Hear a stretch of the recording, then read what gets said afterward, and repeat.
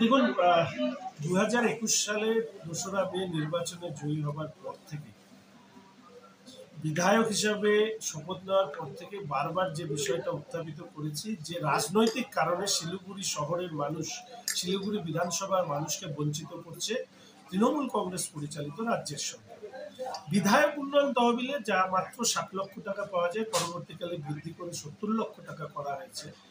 সেখানে বারংবার প্রপোজাল জমা দেওয়া সত্ত্বেও এক একটা প্রপোজাল এক্সিকিউট করতে শিলিগুড়ি জলপাইগুড়ি ডেভেলপমেন্ট অথরিটি বা শিলিগুড়ি মিউনিসিপ্যাল কর্পোরেশন তারা দীর্ঘ সময়, কোনো কোনো ক্ষেত্রে 1 বছর 1.5 বছর হয়ে যাওয়ার পরেও সেই কাজ সমাপ্ত হচ্ছে না, ইউটিলাইজেশন সার্টিফিকেট দেওয়া হচ্ছে না।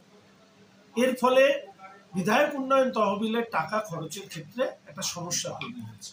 বিষয়টি নিয়ে স্পিকার সাহেব থেকে মুখ্যমন্ত্রী, মুখ্য সচিব থেকে শুরু করে বিভাগীয় মন্ত্রী, শিলিগুড়ি মিউনিসিপ্যাল কর্পোরেশনের মেয়র সাহেব, তিনি তো শহরের উন্নয়ন চান না আমার তো বলে মনে হয় না। তো এরা যেন তেন প্রকারে শঙ্করকে কাজ করতে দেওয়া যাবে না, এই নীতি নিয়ে চলছে। তো আজকে আমি আমার উল্লেখ পর্বে পরিষ্কারভাবে জানিয়ে দিয়েছি, বিধায়ক উন্নয়ন তহবিলে শিলিগুড়ির মানুষকে বঞ্চিত করবার যে অপচেষ্টা, তার বিরুদ্ধে দাঁড়িয়ে আগামীকাল আমি বিধানসভার অভ্যন্তরে ধর্ণা দেব রিসেসের সময়। কেননা মানুষের জানা দরকার এই সরকার একে আর্থিক সংকটে ভুগছে।